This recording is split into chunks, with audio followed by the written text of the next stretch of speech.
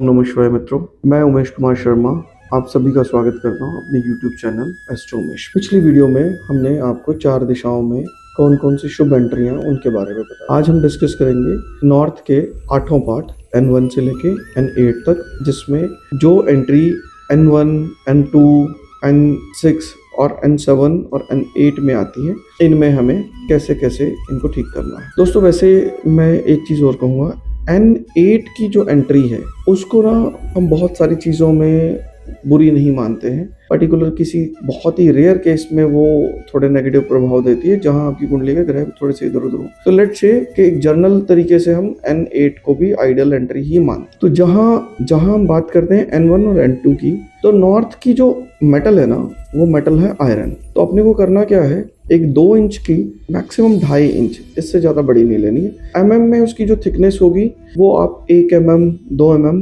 Maximum रख सकते हैं। इससे ज़्यादा वाली रखते हैं पर वो फिर आप प्रॉपरली फिट नहीं करवा पाते। अगर आप अंडर कंस्ट्रक्शन हाउस है तो मैं आपको कहूँगा फिर आप 4 से 5 mm की स्ट्रिप लीजिए। ये ना आयरन की स्ट्रिप आती है जो आपको ईजिली मार्केट में अवेलेबल है। अगर आपका घर बन चुका है और बने हुए घर में रहते हैं तो इसमें आपको करना क्या है, आपको एक टाइल मैसन को लेना है जो फ्लोरिंग में, चाहे किसी भी तरह की फ्लोरिंग हो, जो टाइल मैसन होता है वो स्टोन फ्लोरिंग में भी, आईपीएस फ्लोरिंग में भी, जो नॉर्मल सीमेंट की फ्लोरिंग होती है या आपकी पत्थर लगा हुआ है उसमें भी आपको हेल्प कर देता है।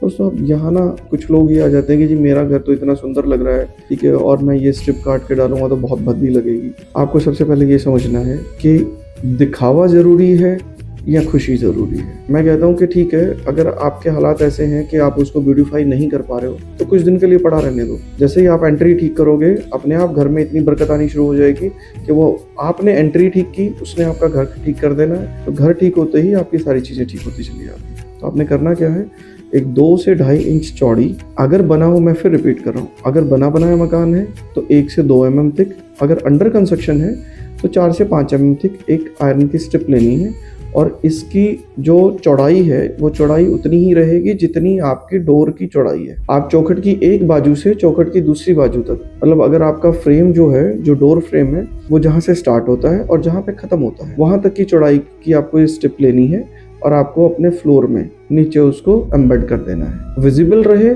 मुझे उसमें भी प्रॉब्लम नहीं लगती, पर कुछ लोग कहते हैं कि विजिबल रहती है तो कल को वो ठीक ठोकर लगती है, कुछ लगती है, तो आप उसको थोड़ा सा फर्श के नीचे दबा दें। अगर आपने पत्थर लगाया है तो 1.5 इंच नीचे, अगर टाइल लगाई तो 1 इंच नीचे में भी आपका गुजारा हो जाता है। जब आप, वास्तु का एक बहुत बड़ा नियम है, वो नियम ये है कि जब भी आप कुछ करते हो, आपको नहीं पता है कि इस टाइम किस पंडित को बुलाना है, किसको क्या करना है। आपने हमारा वीडियो देखा और आपने मैसन बुलाया शुरू कर दिया, चलो ठीक है, इसमें भी कोई बुराई नहीं है। पर आप एक काम जरूर करें, जिस दिन भी आप कोई वास्तु का उपाय करते हैं अपने घर में, आप इस यूनिवर्स को थैंक यू बोलेंगे। आप अपने परमेश्वर को, जो भी आपके नाइटी हैं, उनकी प्रेयर करेंगे कि ठीक है, आज आपकी कृपा से मेरे घर में एक जो चीज़ गलत थी वो ठीक होने जा रही है, आप इसके शुभ फल हमें देने स्टार्ट। तो ये हमने नॉर्थ के लिए डिस्कस किया कि नॉर्थ में अगर आपकी एंट्री N1, N2 और N6 में पड़ रही है तो आप आयरन की स्ट्रिप से करेंगे। और यही एंट्री अगर आपकी N7 में है तो आयरन की जगह जो स्ट्रिप है वो एल्युमिनियम की हो जाएगी, बाकी सारी चीज़ें सेम रहेंगी, सिर्फ मेटल चेंज हो जाएगी। यहाँ एल्युमिनियम ज़्यादा इफेक्टिव होता है। तो मित्रों देखिए अपने अपने घर में